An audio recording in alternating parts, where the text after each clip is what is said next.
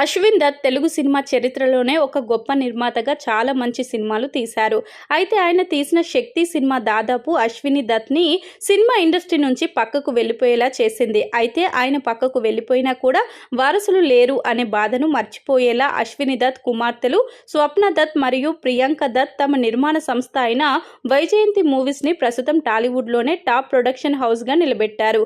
చాలా మంది ఈ పెద్ద దర్శకులు, పెద్ద నిర్మాతలు కూడా తమ వారసులు సరిగ్గా చేయలేకపోవడంతో ఇండస్ట్రీ నుంచి కనుమరుగైపోతున్న ఈ తరుణంలో ఆడపిల్లలు అయినా సరే ఎక్కడ వెనక్కి తగ్గకుండా వైజయంతి మూవీ ప్రఖ్యాతను రోజు రోజుకి పెంచుకుంటూ వెళ్తున్నారు. డబ్బులు ఉన్నాయి కాబట్టి కూతుళ్లను నిర్మాతలను చేయడం పెద్ద పని కాదు అశ్విన్ దత్కి. కానీ స్వప్న మరియు ప్రియాంక ఇద్దరు మంచి టాలెంటెడ్ ఫిల్మ్ మేకర్స్.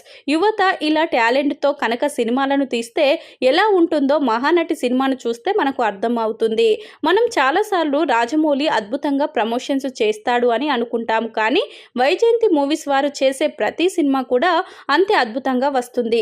ఈ ఇద్దరు తండ్రి పేరు నిలబెట్టడం మాత్రమే కాదు, తమ భవిష్యత్తులో మంచి డైరెక్టర్స్ కూడా.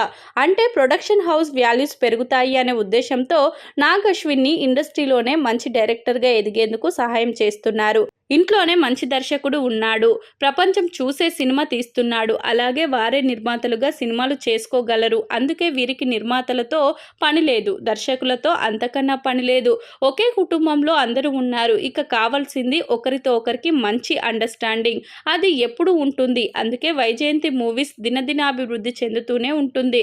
ఇక కల్కి సినిమాతో మరోమారు వీరు ప్రపంచం ఎలా ఉండబోతుందో వేచి చూడాలి. కొడుకులు ఉన్నారు, ఏదో పొడి చేస్తారు అనుకున్న వారికి మెడలు వంచి మరీ సలం కొట్టే పరిస్థితులు కూతుళ్ళు కూడా చేస్తున్నారు.